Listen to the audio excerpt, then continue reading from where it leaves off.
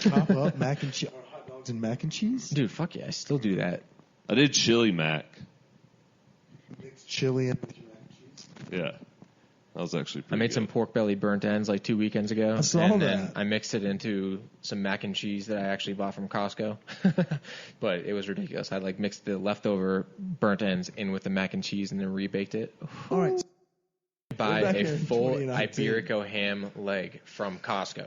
I heard. Okay, so Full leg. in our in a recipe box. group, they were talking about that, and they said it was actually pretty damn good. It's not bad. It's like $100, but I mean, you know, if you know real Spanish ham, it's not great, right? But if you want to just have something for a party that like is fancy for someone, pull out the full fucking leg and slice that baby up on the table. Yes, That's presentation. that's a nice move. That's what. It's all about the presentation. Are we sure it's certified? No one knows. I will tell you that They do have good Iberico cheese. ham we had at Big Eats from Ultria did play. Shout out to our friend Jen Jasinski. Oh yeah, that was very good. That was, he just sliced They it. were serving up the manchego in the cup, Why haven't classic we- Spanish style. Yeah. I double fisted that. The meat in a cup with Yeah. some olives and crackers. Yeah. I like how he made you eat it straight from his hand too. He was like, "Don't touch it. It's just coming from the butcher's hand." Dude, that cheese. Open up. It was like a fucking wedge, and so I just bit right off like it was a pizza No, slice. the meat. When he was slicing the meat, he would slice the meat and then put it in your gullet. So think why haven't we had Jen on? How have we not gotten to that? I don't know. That's a great question. Maybe we have to use this as a shout out to Jen Jasinski. Come join us on the podcast. Seriously. Yeah. All right. So we did the Ooh, I like it. That's AMSR wine pouring, not kept going to the bathroom. Dude, have you seen that? Have you seen that Instagram on, or that hashtag on Instagram? Have you What? explored the deep hole that is ASMR? There's some No. weird shit that goes on in there. Dude. Now it's divulged to like people eating on camera. So like you'll see like these. It's mostly like Asian I can't guys. do that. I can't. Hearing people eat, It's disgusting. drives me fucking crazy. My girlfriend hates it, so naturally I play it all the time. So I'll pull it up on the YouTube. It's just it's ridiculous. Like people just ASMR eating would be that would be like hell for me. People that smack are like the fucking worst. there's Loud people that get off to cheers. that.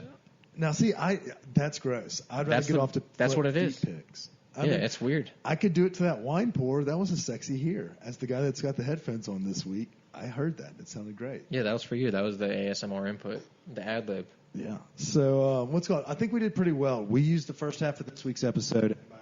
I mean, the first 50 minutes. So we're going to dive into our segments that we ask all of our guests now, Chris. We don't have a rundown because he's just a friend. We're shooting from the hip. Yeah. So if you don't know how to do this by now, I just don't know what to do with you. Find a replacement. All right. Go ahead and start the party.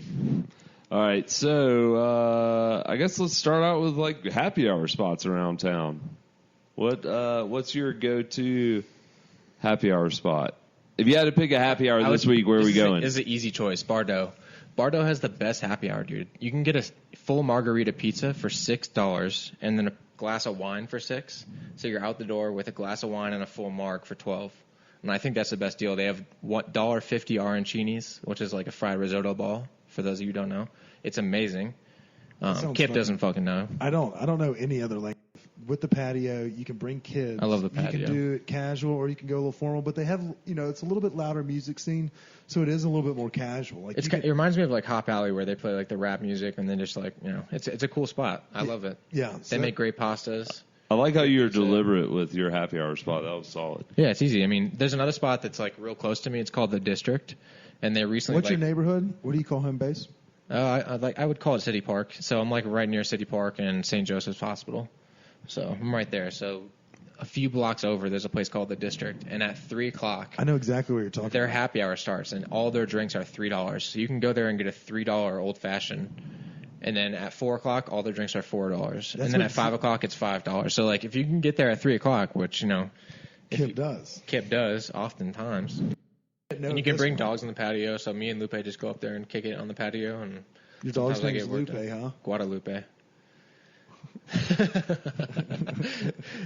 That's my bitch.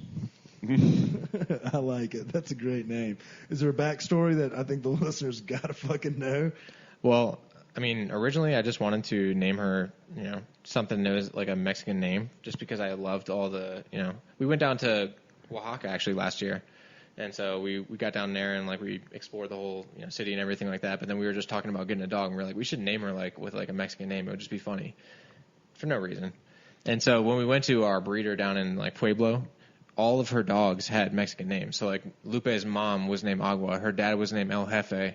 They had like Leche. They had all the dogs on the premise were all named that way. So I was like, it's meant to be. Yeah.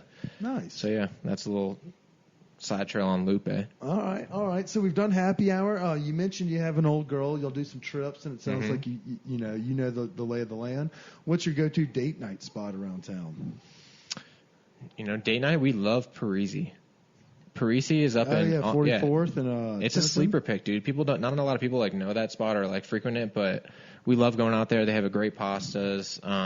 Their carbonara is one of the closest that I've had in town to like what I experienced in Italy. And so I think that's really great. Even though they're from northern Italy and they are from Florence, which they shouldn't be doing Roman dishes, but they're slaughtering it. So all their pastas are very good, all their pizzas are very good, and then their tiramisu I think is the best in town, and that's my favorite. That's my favorite dessert. So anywhere that's got a good tiramisu has my heart. So that's my date night spot. Dude, I mean, obviously everyone by this point is a regular listener. Shout out to all 17,000 of y'all. We appreciate y'all tuning in every week. Don't forget to tell a friend. He came with his answers prepared. He knew these questions. I think he did do some prep work. I listened to you guys' podcast. Hey, I appreciate the support, and don't forget to tell your mom. Listen too. They always love it. I like it. He knows his answers, and there's conviction when he. That one was actually I wasn't prepared for that one, but that's an easy choice. I mean, we go up there all the time, so. Nice. All right, CB, what you got for him? All right, what's the spot you haven't been to yet, but you're most looking forward to going to? Something like we're putting on the books here soon. I really want to try Becken. Oh, yeah. Okay. Becken, I heard, was one of the best meals that. So are you ready? Are you ready for that right now? Like to put on the books in a month? Like that's a check. Dude, it's not a problem. I'm willing to pay for a good meal. That's an experience that like I'd rather pay for than like going to a strip club. Yeah, definitely going. Like when you go to a strip club or a casino, like and you walk out, that feeling is the opposite of when I go to a good meal. Yeah. So, no, like, I totally agree. I'd much rather like go to a good meal and spend $400. You've gone to the other locations. I was just trying to call you out and be like, is this something we're trying to plan in a month? Or yeah, let's go. I mean, I would love to go to Becken. I mean, I'm down. I think we have some friends. It's a small chef's table. We could sit around there and just run the conversation get Aubrey with the chefs. On this as well. I think she would enjoy this. Yes, we've discussed the Stoned Appetit retreat. Maybe that's like the Sunday night dinner we do for the Stoned Appetit retreat. Let's just run a podcast right at the chef's table and just like pull the chef over, have him talk about what he's cooking. That'd be sweet. We do have the open mic. We could use the boom mics or whatever they're called. Really take this shit on the road. We should be filming every single one of these, but we're not because we're. That's what I was just telling you. Yeah, I mean, we've thought about it. We'll get there. You could set up a phone and just go live on Instagram. Yeah, we could. Yeah, that's a fickle bitch. Yeah, the best part is I get to edit this, so if I say something stupid, it's not automatically broadcasted like an Instagram live. That's fair. And by the way, I say a lot of stupid shit. All right, so that's a great point. We'll set up the Becken. Shout out to Aubrey, you're in. Kayla, I know you want in. Fat guy, I know you want in. We'll find some others to join us. Maybe we'll just rent out the place for the night. I think there's only like 11 or 12 seats, so let's run the show. Yeah. All right, so we've done that's a bougie ass fucking thing. Let's get back into Kip's world. What's your best like cheap eats? We say $20, but if you can get under 10, the people would really fucking love you. My number one spot in town that I always go to, and I'm so happy that they finally got some recognition this year because they actually won Best Taco by Westward. And still people don't go, I'm pretty sure, because I don't see anybody posting about it ever. But it's La Calle Taqueria on Alameda. It's an orange building. It's on the right side of the street when you're driving out west, and it's amazing. I mean, stop in there, get anything on their menu. All their tacos are incredible. I think that's like my number one spot that's like under $10. And also, like I was telling you before, I listened to the podcast with Aubrey, and she shouted out Garibaldi's, which is my another spot that is just 1A, incredible. 1B, they just sit next to each other on dankness. Yeah, I mean, dude, Garibaldi's is unreal. So those guys are down on South Broadway, and they're out of a Conoco gas station. So you can walk in, and it's literally just like a tiny little room with I think like 5 or 6 tables, and it's a full family that runs the show. So the mom and the dad are in the back. Both of them are from Mexico. Neither of them speak a lick of English, and their daughters run the front. They run the front of house. So they come out and they're the servers and everything. And so I walked in there. Do you know Spanish? I know a little bit. Like I know enough to order a taco or two.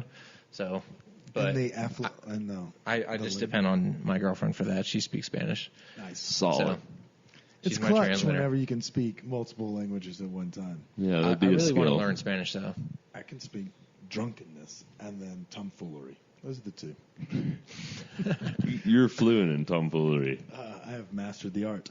So that's a great place. We haven't heard of that. We want to give a shout out to those folks. We're going to have to go try those puppies out this week. Yeah, please do go try them out. I mean, they that's make their the own. Rent week question is now what that's called. It's called rent week. If you got to, whenever rent is due, where's the eat? So if you're listening to this next week, whenever it's the Go to first La of the Calle month, for rent week. La Calle for rent week. Yeah, I that's my pick. I fucking dig it. All right, Chris. So what other questions do we usually hit? We use foods, but there's other things that are going on in Denver. What's one of your breweries that you're jazzed about right now that you've been frequenting? That's a good question. Good question, So Chris. one of the better beers that I've had in Denver is from Jagged Mountain. It's a blonde milk stout, which is delicious. I really love everything from Odell. I love everything from Odell. I think Odell makes the best beer in like Denver, Colorado. As far as like across the board, like their Rupture is delicious. I drink their milk stouts all the time. And also Upslope is another like low key favorite of mine. They have a good tasting room in Boulder that I don't think gets enough attention. They make really good beer. Trying to think. That's some pretty good That ones. pretty much covers it, yeah. Yeah, Chris is in that game, so I would love it if he would kind of give some fucking conversation to that.